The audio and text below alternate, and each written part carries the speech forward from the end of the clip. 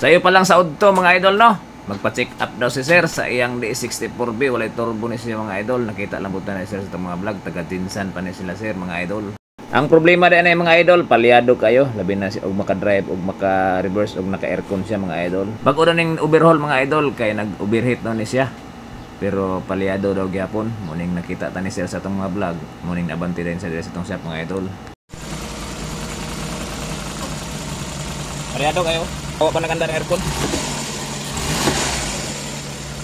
Kawa pa na naganda ng aircon na aircon.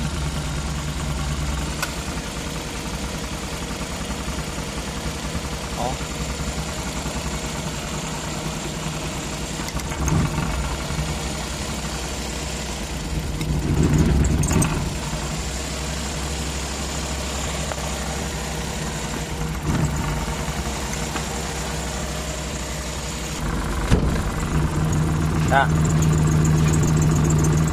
Naka-reverse naman mga idol.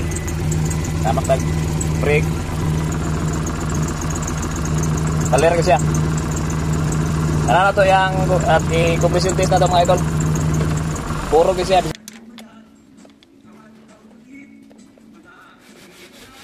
Number 1 mga idol.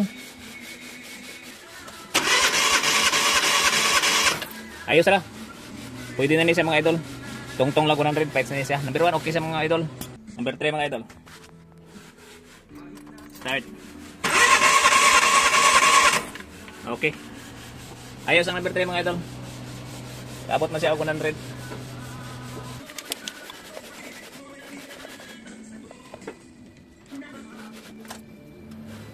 Number 2 mga idol.